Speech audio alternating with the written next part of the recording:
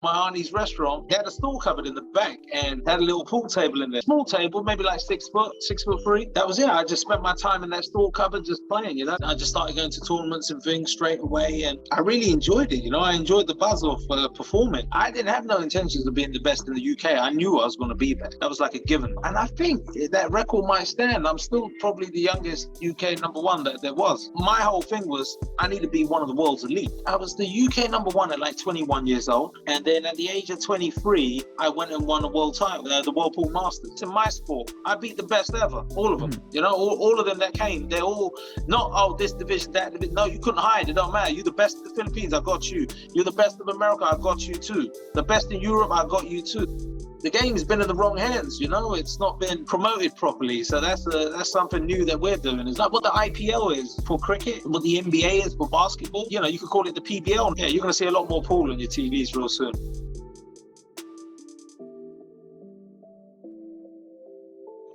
Welcome back to the KultureKast podcast. My guest today is a professional pool player and former World Pool Masters champion. Welcome, Raj the Hitman Hundal. How are you doing, bro?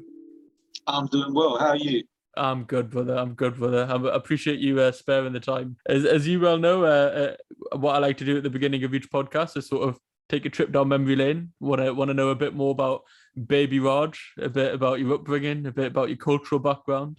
I know that pool and snooker is linked, but we'll try to keep that to the side for one moment until we get into it. But what was baby Raj like? Oh, what was I like? It was different. I was told I was very different. I think my uncle saw that I was gifted in certain ways, and he realized that, I was kind of always in my animal spirit and kind of feel like I still am. It's I do everything on feel and instinct, and I've always lived that way. But then, so sports, naturally, that's how I enjoyed and excelled in sports. I did everything with touch and feel, so things came very natural to me. But baby Raj, yeah, listen, man, born in Hounslow with not too much, I come from a very humble home, and just hard-working mum and dad. They were always on the back foot in life, because they came here my dad actually came to this country when he was like 9 months old or a year old or something. He was a little baby, so, my dad talks like you and I do. But then my mom, who's extremely smart and a very strong woman, she came when she was like 17, 18, married straight away. She had me at 20. She was just a baby herself, and she had a baby in a way, I think about it at 20, like I'm a dad, and I couldn't imagine being a dad at 20 years old. I wouldn't even know. Like that was still, I was a kid. So it was hard for them, and they didn't come here with, a silver spoon or anything like that. It's nothing but hard work, and I can never work as hard as them or do what they did in life. No chance. 100%, and I can fully relate to that because it was a similar situation with my mum and dad. I think my mum came when she was 20 and had my oldest brother when she was 21. So it was a similar situation to yourself in that respect, and I think that's what most descendants of immigrants, whether it be your own parents or your grandparents, can sort of relate to, because a lot of people will be in the same boat in that situation. And another thing, probably more specific to South Asians, is shop life. And I know obviously you spent a lot of time in the back of the shop, and unfortunately I also spent a lot of time in my upbringing in the back of a shop, but I didn't have a pool table or a snooker table. but you did. Yeah, no, I was lucky. My mum's sister, my mussy, had they had a stall cupboard in the back and they had a little pool table in there. And I think it was my older cousin. All my cousins were all like a decade older than me. So I was like a little kid to them. And they're already grown teenagers while I'm like, 6 years old.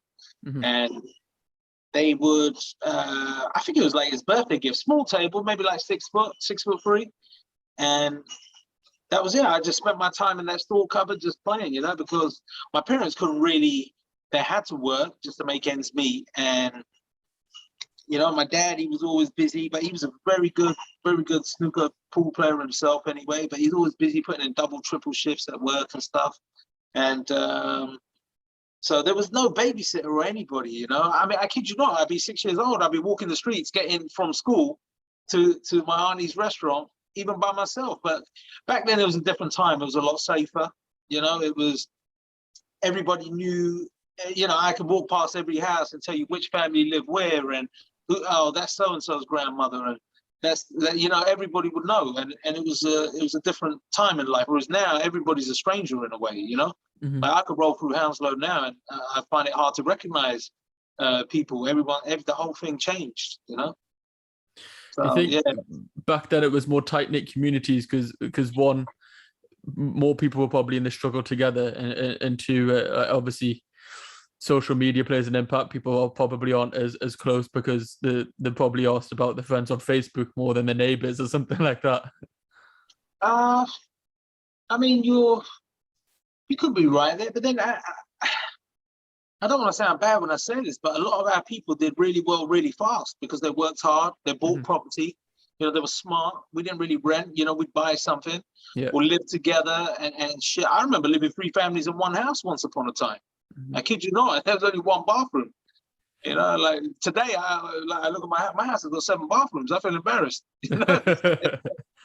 So it's funny, you know. But the truth is, yeah, that was just a tougher time. But our people worked hard as a community together. And listen, in the end, when your wings get bigger, you fly. You know, you go elsewhere. So you know, today we're in different places now, and me too. I mean, I left Hounslow quite a while back, more than a handful of years ago, and it's always in my heart, and you know, I will always say that's where I'm from. You know, that's the town that made me. But at the end of the day, as soon as I could, I went to, if you want to call it, a more affluent area, or a nicer area, or a quieter area, or an area with a bit more space. You know, I mean, there's some horses walking about where I live now, whereas back in the day, you're never going to see that in Hounslow. You know. So for me, this is like it's a complete different world because I'm from Newcastle, and born and brought up there, and what I've heard from like down south is a bit more diverse, should I say? So for yourself, when you're talking about this larger community and everyone banding together and obviously becoming more successful, was this something that were you aware of it as a child when you were growing up, or was it something that was just the norm? I mean, but there was still a big mix, you know, because I'm in like, you know, a part of West London there. So people come through. The world's busiest airport is on our doorstep, you know, and listen, and that was beautiful to see people from all different walks of life, and you get to experience their culture and food and music and cloth, you know, and you think, so it was nice like that. We had a great, but we also would band together as a community. And even now, if you look in Hounslow, there's a big Eastern European community, and you know, a lot of them are like friends and family with our community. So I think it's just a town like that. You all kind of just mix together, but yeah, it was different, you know, and it was, I think it was an advantage, most definitely, you know, to be around so many different people, and you can learn from, you know, different things from different people. It's just up to you, you know, if you want to keep your eyes and ears open. 100% agree with that, and that's sort of a part of this podcast as well. I've been fortunate enough to speak to not just a lot of South Asians, not a lot of up and as I am, but also some like diverse people as well. And that's the whole point, is when you realize that most of us come from very similar backgrounds. When you boil everything down to the simple things, you know what I mean, the struggles and things of being outcasts and things, most people are quite similar in that respect. Going back to your Massey's restaurant, 6 years old on a 6-foot table, could probably barely reach over it. And as you already mentioned, your dad was quite an avid snooker player as well. And I think he's the one that sort of recognized that you were good, probably better than good. I'm probably underselling it here, but is he the one that sort of supported you and pushed you to get into, I think you went to snooker clubs, and by the age of 11 were like in little competitions and things? Yeah, I'll be honest with you, straight away, really, because him, like the whole family could see that there was some sort of talent there. You know, there was a gift in my hands. But I just started going to tournaments and things straight away, and I really enjoyed it. You know, I enjoyed the buzz of performing. and the crowd reacting the way they would react and stuff. Even at a young age, I could draw a crowd like from nowhere. You know, they start watching, thinking, who's this kid potting everything? And I enjoyed it. I knew at that age, I knew at 6 years old, I'd even written it in my books that, look, that's what I'm going to be when I'm older. I'm going to play cue sports for a living. And luckily, that's what was written in my stars, 100%. As was saying that your dad gave support there, and you've put it in your book of turning professional. We're skipping a bit forward here, but by the time you're 17, obviously you're quite successful at snooker. And I think this was roughly the time that you were about to leave school as well. And I'm skipping out a large portion of this because you did even feature on like Sky Sports and played like on national TV and things like that. So it wasn't just like you were coming up the ranks and you sort of went, oh, I'm going to skip school sort of thing. No. I was around they knew my name since I was like a teenager, They knew I was coming. It's not in the industry, it was no surprise, They knew that this boy's coming through. And, I made my mark young like that, where I was a naturally gifted player, but I made sure that, they knew who they were dealing with. So it was only, but you got to be like that, It's a lot of times you got to put a little bit of fear, not even fear, but they got to have some respect for you before you show up. Mm-hmm. And like I would for them too. And knowing that, hey, that's a dangerous player. But I know that player also knows, I'm a dangerous player too. And that was even before I turned professional. And then as soon as I did, I made it. I think I was 17 years old when I turned professional. Like the hour I turned 17 and it was allowed, and that was it. I just turned pro and I was debuting on Sky Sports and things. And it's kind of cool because I was at school still, And yeah. It was, I was like walking around as if I was David Beckham, mate. No, I'm just kidding. I can imagine, obviously, talking the town, definitely talking the school. But what was the decision like when you wanted to leave school and pursue it full time? Because obviously, in a South Asian community, in a South Asian household, that sort of decision is always going to be a risky one. And I even remember, I think I've heard you speak about when you went to go see your now Mrs.'s parents, so you're now in-laws, and they asked you, well, what do you do full time? You can't be playing pool. Do you know what I mean? Like all of these things sort of get taken into consideration. So what was that decision like when you wanted to do it full time? Oh man, a lot of people thought I was joking. They thought I was messing about, but not my mum and dad or my brother or anybody, no, or say my girlfriend at the time, no. They knew that that this is what this guy's about. He's not messing around. I didn't have no intentions of being the best in the UK. I knew I was going to be there. That was like a given. I knew that. That's just a matter of time till I get that number. And I think that record might stand. I'm still probably the youngest UK number one that there was. I haven't looked. I don't know if some new kid come and knock that off or something. But I knew that. It was just my whole thing was I need to be one of the world's elite. That's what. I'm not leaving. I'm not going to stop playing until until I get that mark and that respect. And for me, I'll be honest, it was more with the other great players that I'd learned from over the years. And when I walk in a room, they stop for a minute, they turn around and they'll salute, and that's out of respect. Look, naturally, I got a lot of respect for them. They paved the way, great champions that I could learn from. And it's nice, it's nice to have that, and that's all I ever wanted. I belong in the world's elite. Mm-hmm. Listen, it's hard to be the best at my sport because you're only as good as the last shot you ever played, and it's a hard game where you're going to win every tournament. That's never going to happen, Yeah. It's not like certain sports where you can actually dominate for certain, like even tennis, you can dominate for certain tournaments on it. It's very rare you'll find a guy that ever won 2 tournaments back to back. It's just so many great players and so many variables in the game, and there's so many moving parts where you can't hit the target every single time. There's no way in the world you're going to finish number one at every tournament. There's no way you're going to win like 3 tournaments back to back. That's not happening. So how do they figure out like a ranking system, taking that into consideration? Like obviously if you can't win every single tournament, but it's sort of given that this person is the outstanding player at this given time, how is that figured out? Well, it's like anything. You just take the average, So you just check where someone keeps finishing, and certain rewards for certain rankings. I think at best I was ranked like number 3 on the BCA World Rankings. Yeah, I was ranked number 3. But here's the thing: I actually missed one tournament that season, and if I'd actually showed up to that and did some damage, I might have nicked the number 1 spot, or probably number 2 or something. But you can only sit on top of that tree for a second, you know. It's like you're only up there for Christmas. It's like the angel, you know. After that, it's coming down, man. You know, it's you got to get, because it's that kind of sport. It's a very hard sport. It's almost like golf. But no, I don't even want to say golf. Because golf, if you really are playing better than everyone, you're going to beat them, because the course is the same for everybody.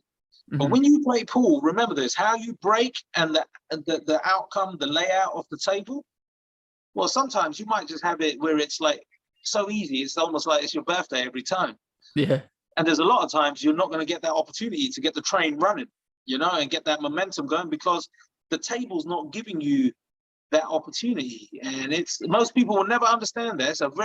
This is a sport where sometimes you're in that chair. It's a very lonely place, you know. And is it hard for you to mindset to deal with it? Not everyone can deal with it.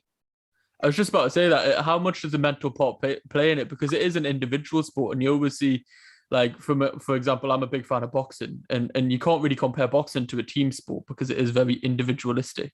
There's a lot of mind games involved, and you mentioned before the respect that you give each other, and when you walk into a room, and the respect that you need to command before you play somebody else, because you need to sort of strike that fear in them with your own confidence. How much of that side plays a part? Like, can you, I don't want to say rattle someone before you play them, but I think you know what I'm trying to ask.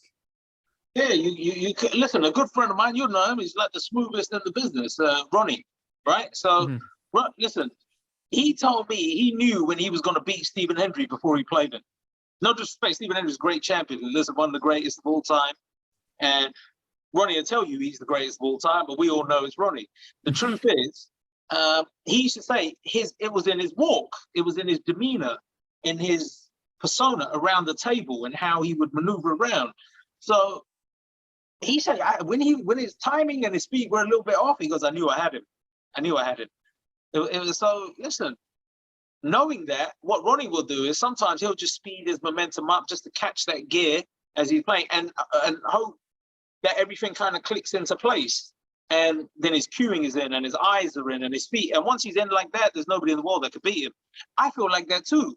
Once I get in that rhythm, you know, I'm a very rhythmic player. So once I start going, I made professional matches look like they were exhibition matches, like, you know, real flamboyant. And I like that, because I'll tell you this, when you beat somebody like that, they don't forget you too fast. They think about you. They think, what did that guy do to me? You know, and I've done that to some great players. I mean, that's my style of play. You're never going to catch me walking around and measuring for too long and trying to put the audience to sleep. No, I like keeping them awake. You know, it's and that feeling there when the other guy's in the chair and he can't do nothing about it, I know it's got to hurt. It sounds like you went to like flow state.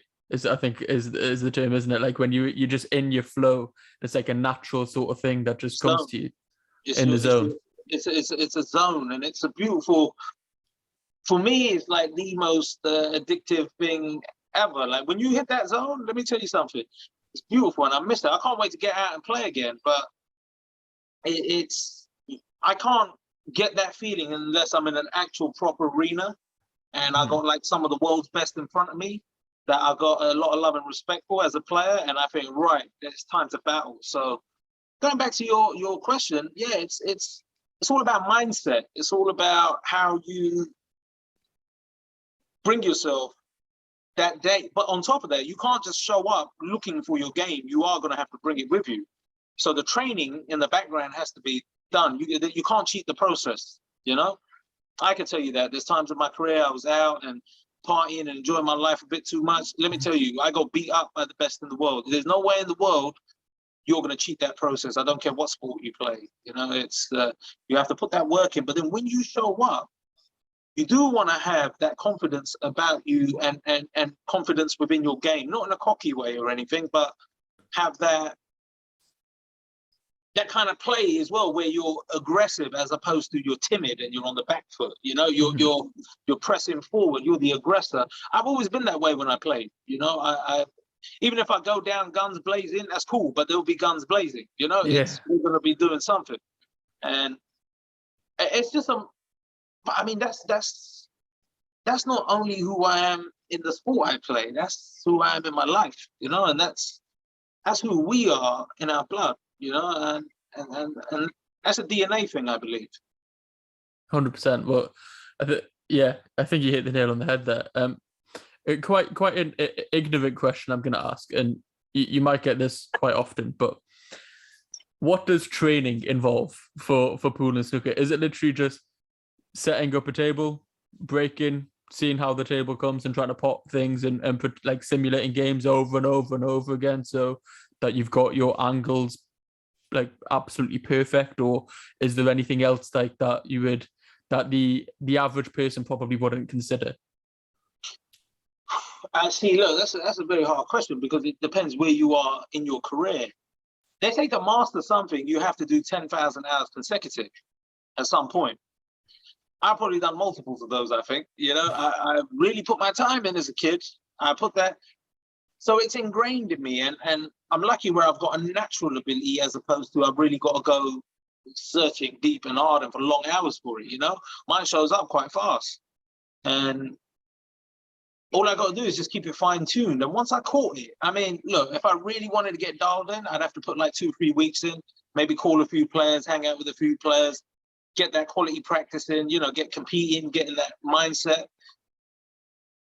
Then it's, I mean, for me personally, I could just put like an hour in a day from there on, and that fine-tuning is right there. And let's just say I'm going to go to an event, just put a little bit of match play in, you know, maybe play a few players or something, you know, maybe gamble a few sets or something, so it keeps you sharp, you know. And that's not because I've got some sort of bloody gambling problem. No, it's I like the pressure, you know. I perform best but like all these guys I played, man, they're all champions. They're all like me. I ain't the only one, you know. It's that's where, like, pool, it's different. It's, you know, you might not hear a golfer or a tennis player talk like this, you know, but they come from different worlds from us. Like, you might catch boxers talk like this, you know. It's I was literally saying, while you're talking about this, the comparison for me keeps on going to boxing, because again, it's individualistic. But when you're saying you need to get dialed in, put your hours in, and then get your friends to come out and have a few matches, it's sparring in my mind. That's what basically you've just said, is to get your timing right and everything, and to put a bit more pressure on. It's like inviting over a boxer from a different gym to have a little spar, do you know what I mean, and get back into the ante in that sort of side of things. But gambling seems to be a thing that is sort of linked inherently with the sport of snooker and pool, because a lot of it does come to pool halls, and obviously that's where games will be played for money. Is that something that is still in the sport now, or is it like not as much? Not as much as it once was, because times have changed. You know, some things are sometimes frowned upon, and or just culture and fashion and things change. You know, it's like the way people think. It's but there was a time, you're talking of the times of, remember the movie with Tom Cruise, The Color of Money? Yeah. Color of Money, Paul Newman, Tom Cruise. It was about going on the road and gambling. This is true. This is, and that sparked almost like a mad trend and craze throughout America. There were so many pool halls. I mean, you can Google this is a fact. And everybody wanted to be a hustler on the pool table. Yeah. Good thing about pool, and now you can compare it to something like poker, there's always a place in the middle where somebody can match up with somebody else. You know, like a guy who's just almost a beginner, he's not really going to play with me. You know, it's not a good idea for him. And he knows that, especially if he's someone who likes to have a little flutter or a little gamble, little punt on the game. So, and a lot of people do that to make a living too. And some people do that just for the thrill and the buzz and the, you know, I just want to be involved in the action. And I mean, for whatever reason they do it, it gets done. And America was like just a gold mine for it, you know, and the Philippines as well. Like, listen, certain countries you could go right now. you could go in the Philippines and you just be like stuck gambling all day long with somebody in any town, and it's almost like religion over there. You know, some of the most famous people. Listen, I've been at Manny Pacquiao's house playing pool with him because he's a fan of pool. Yeah. He knew about us before we knew about him in a way. You know, it's like the old greats like Efren Reyes and Francisco Bustamante. They're legendary, my brother. Like I seen the most amazing thing in my life one time. So I'm with them. We went out for dinner.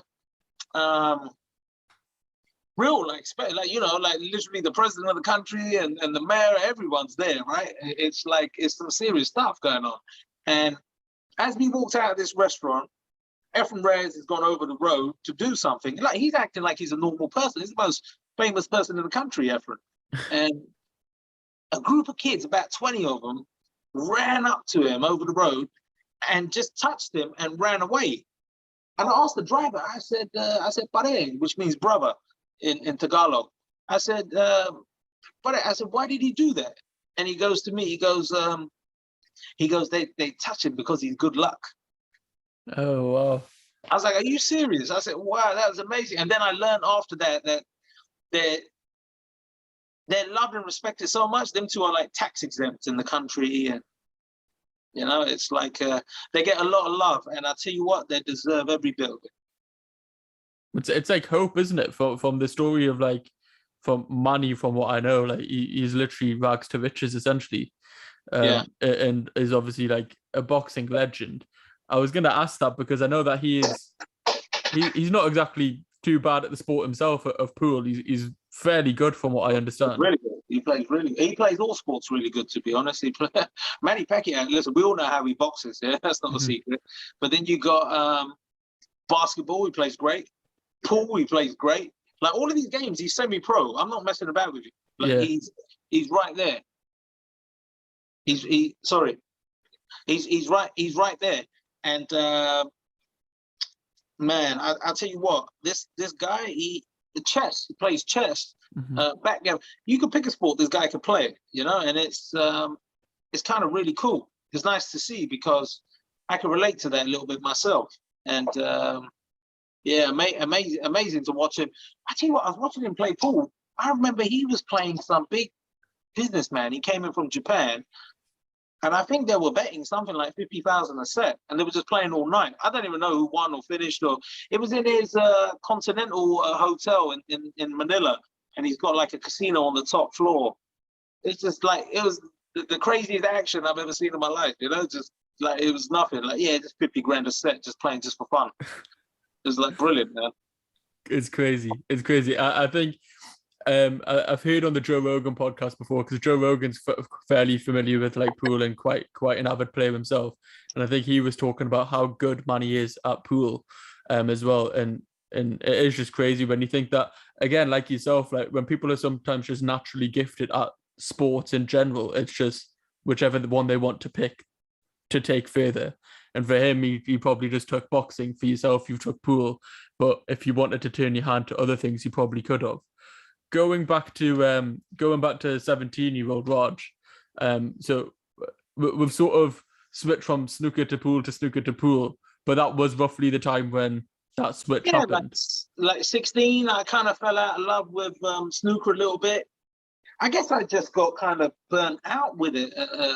You know, I did it for so long and went so hard, and it was just like, you know, I kind of lost a bit, and then I stumbled across American pool, and I really enjoyed it. It was a fast, attacking, aggressive game, like, and everybody shooting that way. And I just thought, I like this actually, and I just fell in love with the game, you know. And I just I stopped playing snooker. I took the snooker table out of the equation, and just that was it, man. It was American pool for me, and has been ever since.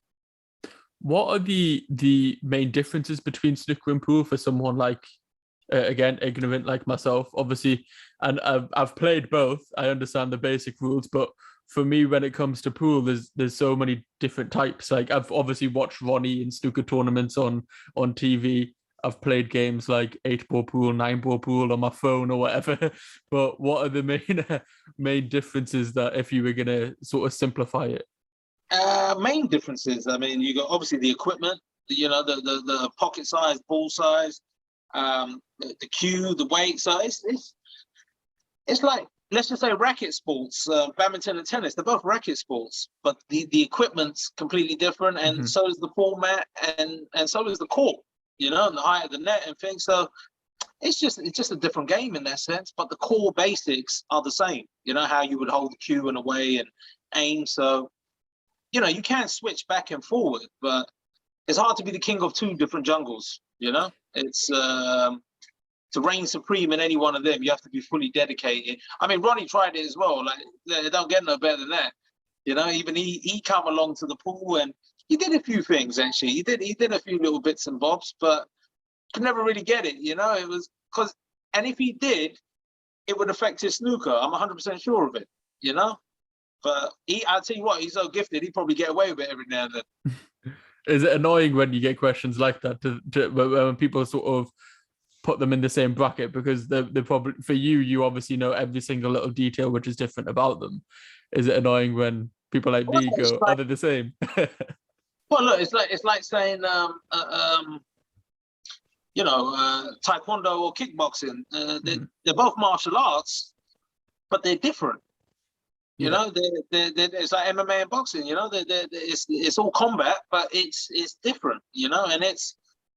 And listen, I try and learn from anyone I can. So I do watch certain snooker players and study how they go about their work, And I'm sure there's certain snooker players might have seen some pool players like Efren or whoever, just to see the creative element of the game. Because, and even like free cushion billiards, you see some real beautiful things on that table, and it can open your mind to new ways of executing shots and doing things and seeing things, and it's no harm can really come off it. From what I understand, there is probably more types of pool though. Like for snooker is snooker. There doesn't seem to be like different variations. Whereas, as I said before, like you've just mentioned free cushion billiards, you mentioned American pool before. There's 8-ball, there's 9-ball. What's the difference between all of these? Does it stem back from the gambling days where people were just trying to make up different rules, or how do these different variations come about? Well, look, say English pool, reds and yellows.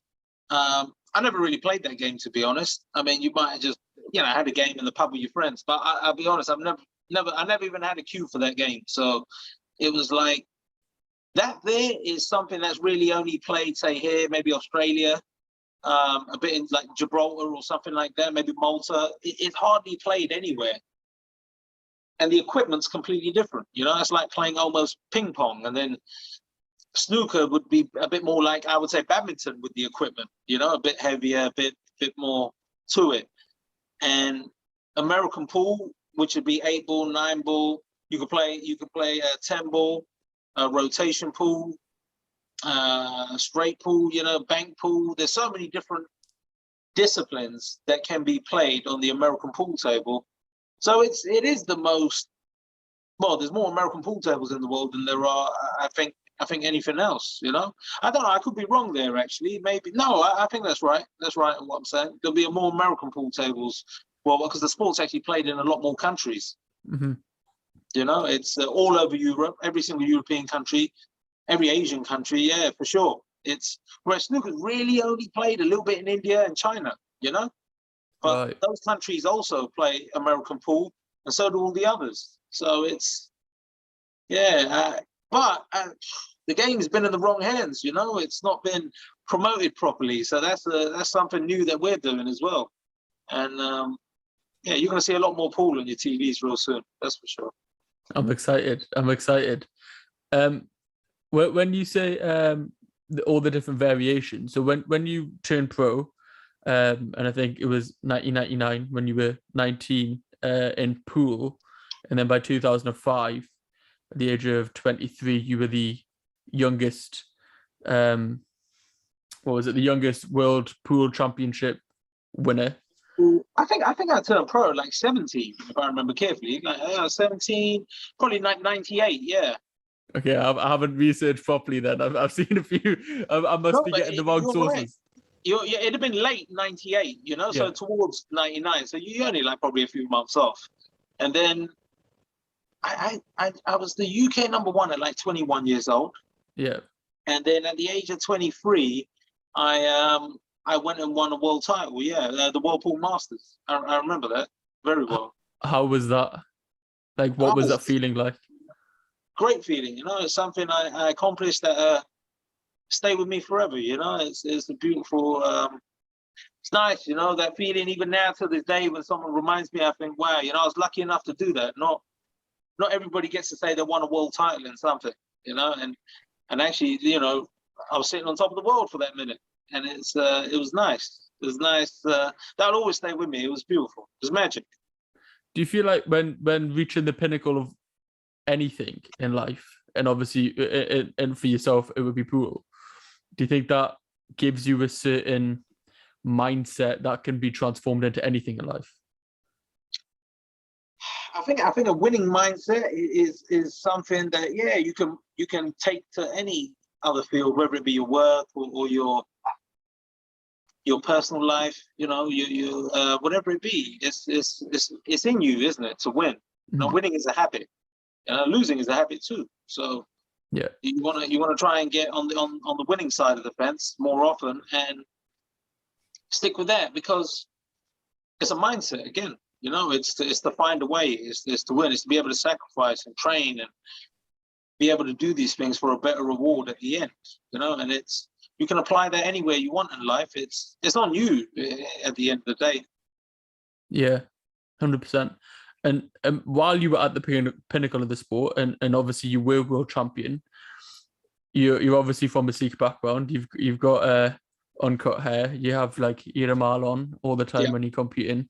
And that's not a thing that is commonly seen, even now. Do you know what I mean? Like, I think if you think of world champions that are practicing Sikhs, you can't really think of any. The only others like Singh that I know of who's a world champion at the moment is Arjun Buller in one championship. He's a heavyweight champion. But I know the MMA fighter, right? MMA fighter, yeah. But even that was like this year. This was 15 years ago. You're probably the only person at the highest level who is representing. But can I ask you something? You know, a lot of love and respect to Arjun, but that's the place where he's got that world title. That's not the pedigree, though, is it? There's the UFC is the one. Am I wrong in saying that? So has he really beat the best heavyweights in the world in his, like, you know? And I don't want to knock it or nothing, but the truth is, I know this in my sport. I beat the best ever, all of them. Mm-hmm. You know, all of them that came, they're all not, oh, this division, that division. No, you couldn't hide. It don't matter. You're the best of the Philippines, I got you. You're the best of America, I got you too. The best in Europe, I got you too. So it's no disrespect to no one, but you're going to have to do a lot in this world of, you know, winning world titles to impress me, because, you know, I've been about and around the best of them as well. So it's, I want to see him get up in the UFC and beat him. And then, you know, I could really go respect, you know, give him all. He got a lot of my respect anyway, period. You know, he's a check to get up there and do what he's done there, and it's beautiful. But I want to see him go that step. I know, was he in the UFC for a little bit and then he left? Is that right? Yeah, I believe so. I believe he had a spell in the UFC. I think I don't know if it didn't go his way. I didn't follow it too much. I think he lost one fight, and then I stopped following it for a minute, and then next thing I know, he disappeared. He went to a different organization. Yeah, so there's quite a few different organizations in MMA, similar to how like there's different governing bodies in boxing. They all sort of have slightly different rule sets, and from what I understand with one championship is they're a larger entity in the East, so that they have a lot of Asian support. I believe the founder is from Singapore, so it is quite a large organization globally, but obviously as Western fans we're probably more in tune with UFC from like the American influence into the UK. So it is a big organization. The one thing that I like about one that UFC don't implement is they do take weight cutting into consideration. So they make sure that you're hydrated properly, so there's no lasting damage. And I'm going off on a little tangent there because it's again, it's something that I quite just like combat sports in general. But I do understand what you're saying of reaching the heights. But in general, having that representation in sport is very important regardless. But when a kid is looking up to anybody, any sport, and they see somebody who looks a bit more like themselves, it becomes slightly more achievable, in my opinion. And Thank for you set that foundation in pool a very long time ago. Do you what kind of advice would you give to a youngster who is trying to be the next Raj Hundal? Obviously, you are a 1 in a million, so I can't say they might have a naturally I'm gifted. just gonna say, don't be me. Go and be something better. You know, yeah. Look, there can only be one of me, and that's me. So I would say go whoever you are, whatever your name is, the young little sing. You know, go be the lion that you're supposed to be, man. Just go be yourself, man. That's who you ever can be. Be the best you can be, and don't fear nothing. It's all doable. There has to be another best, another champ, another. You know, there's always another one. Be that one. Get up and do it. Don't. Especially our people. Look where we come from. There's nothing we can't overcome. 100%. Is there a lot of diversity in your sport? It doesn't seem like it from the outside looking in. So yeah. No, it's only me, man. It's only me, bro. But that's all right. I like standing out. It's nice to be unique. You know, it's nice to walk in a room and they go quiet a little bit. You know. Yeah, that's right. Do you get any prejudices from that during your career, or? I did. I'd had a bit of it growing up. You know, it's being the only brown kid.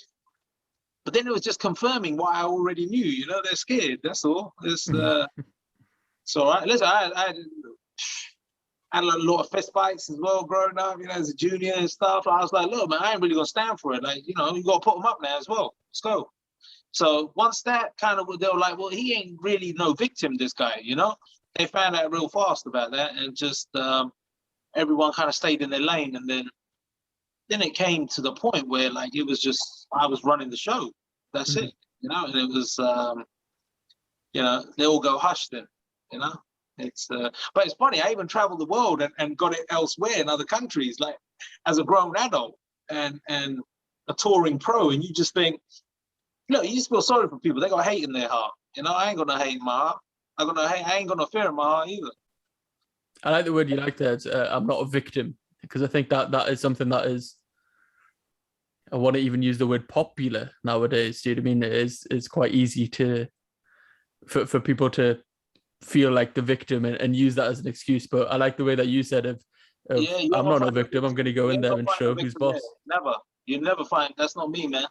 While there's air in my lungs, you're never going to find a victim. I don't care who it is. Just no chance. You know, I'm not like that. And I'd hate to see someone else bullying someone too. I don't stand for that either. That's not, you know, bullying ain't cool, and being prejudiced, that definitely ain't cool. You know, that don't work around me. But again, I think that's that's sort of our history, isn't it? It is standing up for the little guy, from our people. Two individuals. One has already been mentioned quite a few times that I sort of want to touch on briefly. The first one being obviously Ronnie. He's one of the biggest people who was in snooker, is in snooker. You got to become close friends with him. You even played with him as pool tag team partners, represented England. How was he at the pinnacle of the sport when you were as well, when that sort of combination happened, or was he still on the come up then, or was he already a household name? No, like, listen, Ronnie was like, he was a superstar like the minute he showed up. You know, he was a superstar when he was a junior. I kid you not. They really knew he was coming. And he, 2005, he was still running the show. And I was just doing my bit, and I just got a call out of nowhere. You know, it's just, you get that East London accent. All right, Raj, we're on. Hey, listen, mate. You know, and I thought, oh, look, that's my brother. And the truth is, from the first day him and me met, we've been like family. You know, it's I got a lot of love and respect for that guy. He's solid, man. They don't build nobody like him. He's a one of one, and that's the truth. Forget the snooker and playing and all of that stuff. Like, yeah, that's real legendary. You know, you got to mention his name with people like Tiger Woods and Roger Federer and people. You got to show some respect. But put all that aside, just as a geezer, as a brother, you know, he's beautiful soul. Beautiful soul. Good geezer, man. He's family to me. It's good to hear. It's good to hear. Obviously, when you see idols on the screen, you always want to hope that they're the same, like behind the scenes as well. And from what you're saying, he is. The other person is, and I know this is a similar level of high respect that you hold him in, is Steve Knight. Oh man, Steve Knight. Yeah, he's. I miss Steve. You know, he's gone. He's not with us in the physical anymore. But Steve's a mate. He was a big mentor in my life with the playing pool as well. Mm-hmm. Look, the first tournament I played in as a, I hadn't even turned professional, so I was like semi-pro, about to turn pro. Yeah. I finished third place. It was a ranking event in the UK. And I was like, you know, just new to it, didn't really know, but I just had raw talent. And he was the number one in the UK at the time. He walked up to me and he goes, listen, kid, he goes, you're going to be the next one. He goes, you're like, it's you, I can see it. He goes, I've been looking everywhere. He goes, I couldn't find nobody. He goes, and he was in his prime right there. And he goes, yeah, he goes, you're next up. You know, it's, and then he took time out in his own life to help me, you know, kick me some knowledge and show me how to move when we were in the cave, you know, like while we're there in the pit playing pool. Yeah. He taught me so many things, you know, so many mindsets and ways of looking at things and even shots and techniques and certain, you know, and I'm grateful for him. He was heaven sent to me, you know, it's a shame. Look, his life, he kind of got cut a little short, but that's, you know, that's what was written, and we miss him. You know, I miss him a lot. The Knight Rider, there's only one of him. Listen, man, he came into an arena on a motorbike. You gotta get it right. On a Harley Davidson, he rode in like, you know, like he was the Terminator or something, and it was crazy. You know, that's the Knight Rider, bro. That's put some respect on his name. That's my brother. Rest in peace. And he obviously, like you said, when he was at the top and he seen that you were gonna reach there. When he was sort of helping you out on the early days, he gave you a cue. Am I right in saying that? And with that cue, you won the world title with that cue, right? Yeah, I did. That's crazy. I still got it too. You know. Am I right in saying that you retired the cue after the world title? I did, yeah. I said I've got to put that cue away now because it's priceless to me. Wow. So just in case something happened to it, I said, right, I've been offered a lot of money for that cue too. A lot of people said, oh, look, let me come and get it. I said, no. That's like, you know, that's never coming. That gets passed down. Wow. Ooh. And it shows the high regard that you hold him in, if that's going to be one of your treasured items, not just because of obviously your accomplishment with it, but obviously the story of him giving it to you at such a young age. We touched on it before about promotion. Yeah. I know there's something that you're working on in the future. Well, it was already set up, but I think COVID potentially got in the way. PBL, Premier Billards League, I want to say. Tell me a bit more about that. Well, in a nutshell, I mean, there's a hell of a lot to say, but in a nutshell, that would be like what the IPL is for cricket, you know, and like what the NBA is for basketball. That's what we are for American pool, where you've got the world's best from all different parts of the globe. I'm talking the best as well. Not like, these are not just anybody. I'm talking about, you know, world title holders from every country in Europe, and world title holders from Asia, and world title holders from America. And it's every player is a bona fide champion, is a hard hitter and well respected within the game, and is well known as well. Like, you know, would have featured on TV many times and had great wins. So we got the best of the best there. And we put together a league that is like no other, not only for format and structure, but for production. Is like we're, you know, the production, like we're on some Spielberg tip here. It's like, it's gonna be something real special. So basically we just shoot our first event, which is basically the soft launch of the tour. Okay. And really more than anything is to put our footage together for, look, we got certain, I can't go into too much detail, but we got certain deals on the table with certain networks and certain sponsors and management companies. And they're just waiting for the production. they believe in the production and love what we got. But I just said, just hold on a minute, guys, because I want to run it through anyway and see how beautiful this thing's really going to look on screen. And I want you guys to see it, you know, because they say the proof's in the pudding. And if you want to get paid, you got to give them a taste, you know. And and I like it. Look, I was signed to like Matchroom Sport, which is Barry Hearn and them since I was like 17 years old. You know, they found me real young. And I'm grateful for them. They give me a lot of opportunities, put me on TV throughout my whole life, you know, and it was cool. But I got to go do my own thing, you know. I want to do my own thing. I like being a little disruptive as well, and you know, I think sometimes you got to do something different, you know. And I'm lucky. I got a good team of people together. We got some great sponsors and investors, and we're basically going to own our own production. So it's spectacular. But for me, I'm still playing in it too. Oh, okay. So I sit on the board. I'm playing in it. You know, I'll be doing some punditry. I'll be doing, you know, some commentary with it. And basically, it's like, you know, it's I'm one of the core partners of owning the whole thing. So I'm so lucky, you know, get to be my own boss.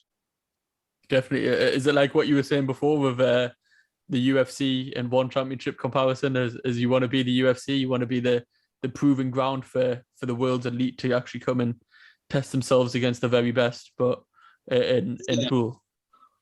Yeah, I mean, and then look, that's just one production. So we'll have the PBL running, which is like the IPL, and there's nothing to say we can't give you any more leagues, you know, in other parts of the world, or we start putting our own world championships on and our own, like, you know, there's no, and we're going to tweak the game a little too in terms of the equipment.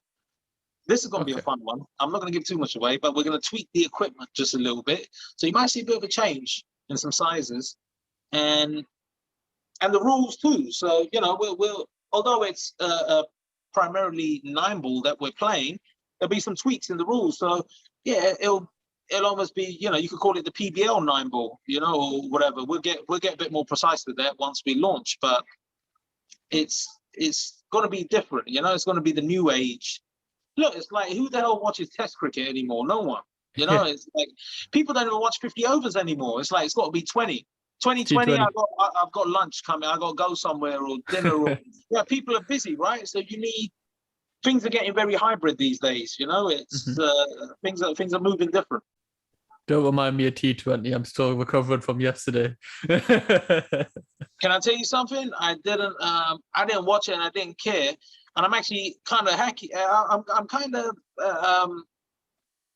I wanted to watch it, but then I didn't want to watch it. But I'm kind of angry that nobody in the Indian team said a damn word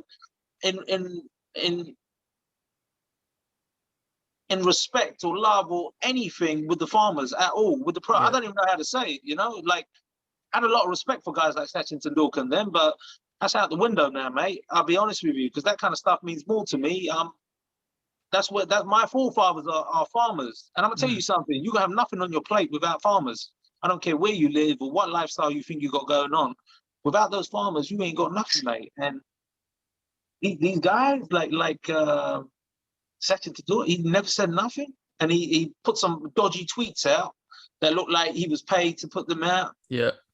I can't tip my hat to you, mate. I ain't got no love and respect for you. That's the truth.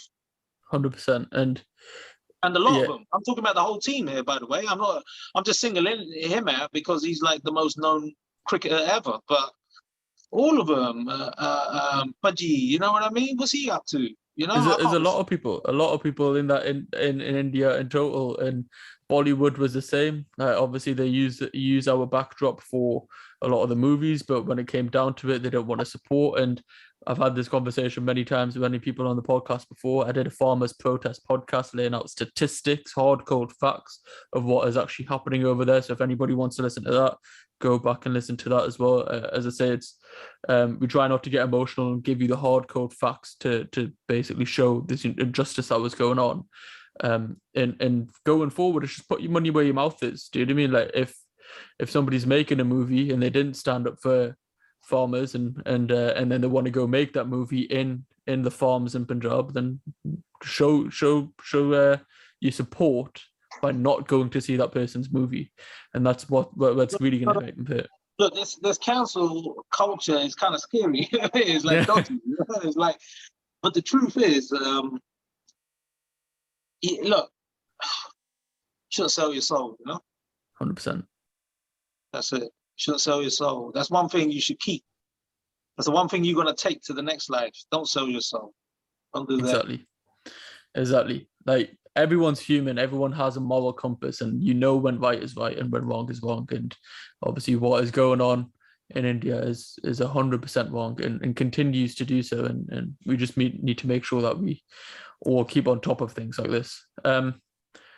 But again, I'm conscious of time. I appreciate your time greatly.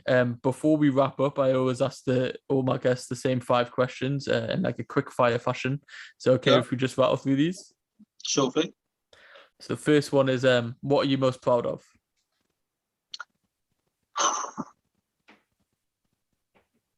My children. Second one is, what are you most looking forward to? The PBL launch event. What is your biggest motivation? My children. What is your definition of success?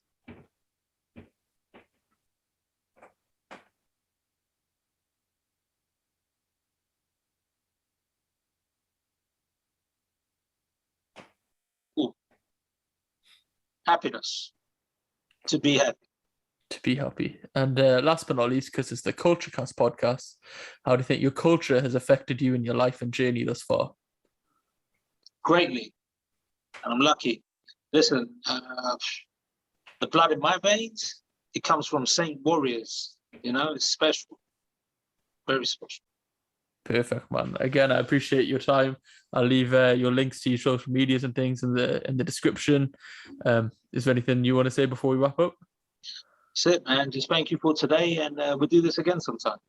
100%. I'm very excited to see the PBL launch, and I want to see these tweaks in what we can change in hybrid sports and things. I think it'll be very interesting to observe. So congratulations, and hopefully it is a huge success. Thank you, brother. Appreciate that. Take care now. Cheers, man. Appreciate it.